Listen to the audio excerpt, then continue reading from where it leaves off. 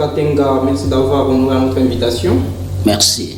Nous rappelons à l'opinion qu'il est le coordonnateur provincial de la jeunesse au sein du parti politique Nouvel Élan, tous membres au sein de la coalition Lamouka. La coalition Lamouka dont vous faites partie, M. Trésor Kantenga, par l'entremise de l'actuel coordonnateur Adolphe Mouzito, qui a proposé qu'il y ait au moins la tenue ou l'organisation d'un dialogue entre les Congolais, un dialogue qui doit aboutir au non-partage des postes. C'est quoi votre avis jusque-là? Ok, merci beaucoup. Jusque-là, notre avis, nous, de Nouvel Élan, nous pensons que les dialogues devaient être entre le parti prenant des élections passées et la population, non pas avec intérêt de chercher le poste, soit partage du gâteau, comme il dit, mais pour privilégier les intérêts de la population. C'est pourquoi nous prenons aux réformes institutionnelles, nous prenons au dialogue, mais pas au partage de gâteaux. C'est ce que nous, Nouvel Élan, nous voyons derrière ça. Mais les réformes institutionnelles, M. Trésor Kantenga, doivent se faire dans le cadre de l'Assemblée, à l'Assemblée nationale. Hein? Vous avez des députés nationaux, des députés qui peuvent proposer des lois qui doivent pousser à ce qu'on puisse au moins avoir la réforme des institutions. Pourquoi vous voulez aller dans le cadre extra-institutionnel? Oui, si nous voulons aller hors les institutions, parce que les hommes politiques de la RDC, c'est-à-dire derrière le dialogue au Congo, presque tous les Congolais ont le même résultat. Les gens vont au dialogue afin de chercher leurs intérêts. Après le dialogue, on va occuper de tels postes. Après le dialogue, on va occuper de tels postes. Or, si nous faisons l'étude, la population occupe au moins 55%. Qui est la société civile. Mais jusque-là ne bénéficie pas. Il reste toujours dans le misère. Combien de dialogues ici au Congo on a vu? C'est depuis 2018, à la suite des mauvaises élections qui a engendré la coalition FCC Cash, que nous, la Mouka, nous sollicitons toujours les réformes. Parce que la population croupisse toujours dans le misère. Après dialogue, c'est comme avant dialogue. On part au dialogue pour chercher des gâteaux, pour chercher des sièges. Mais la population qui est le seul chef à élire n'en bénéficie pas jusque-là. Puisque nous parlons de dialogue, Trésor Kantenga, et votre autorité morale en est l'initiateur, il s'agit d'Adolphe Mouzito. Est-ce que les Congolais de nos jours d'aujourd'hui peuvent encore croire en la personne d'Adolphe Mouzito?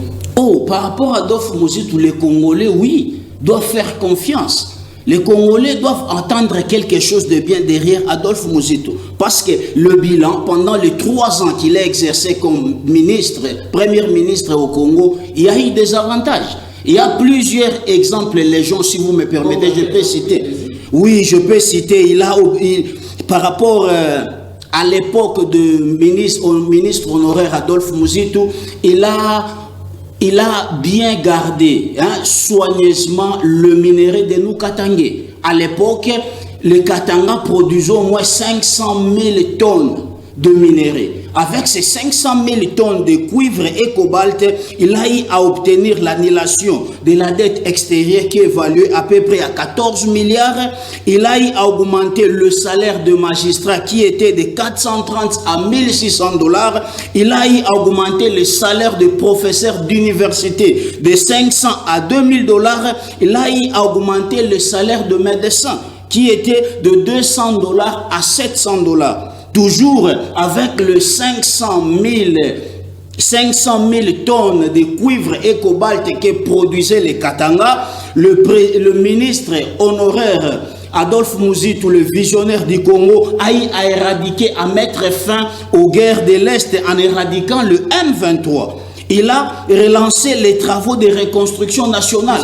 Puisque vous faites trop d'éloges à Adolphe Mouzito, a-t-il laissé quel budget pour le Congo? Bon, on ne fait pas des éloges par rapport à lui, mais nous voyons les cas positifs, les projets qu'il présente au peuple. Adolphe Mouzito a trouvé le budget du Congo qui était à 800 millions. Il a ramené jusqu'à 4 milliards.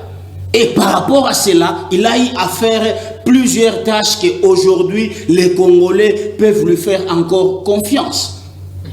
Les Congolais peuvent encore faire confiance à la personne d'Adolphe Mouzito? Oui, il va lui faire confiance. Il va lui faire confiance parce que le bilan est purement positif. Dans les 3 ans, je vous ai parlé des salaires de magistrats. Dans les 3 ans, je vous ai parlé des salaires de médecins. Dans les 3 ans, je vous ai parlé des salaires des professeurs d'université. Dans les 3 ans, il a chassé et éradiqué les M23 à l'Est. Dans les 3 ans, il a fait annuler les dettes extérieures qui évaluent à 14 milliards. Toujours dans les 3 ans, il a relancé même la reconstruction. Et pour le moment, Trésor Kantenga, Adolphe Muzito, il a quelle vision pour le Congo? Il a quelle vision pour que les citoyens congolais peuvent encore se permettre de croire en lui? Pour le moment, le visionnaire Adolphe Muzito prône pour la vision du socialisme démocratique. Pourquoi vous l'appelez visionnaire? Oui, parce qu'il a un projet qui amènerait le Congo à un Congo futur qui va émerger en lui-même. C'est lequel? Le projet qu'il a, c'est de réformer les institutions. De réformer les institutions afin que la population puisse en jouir aussi des ressources du pays. De quelle manière les institutions doivent être réformées?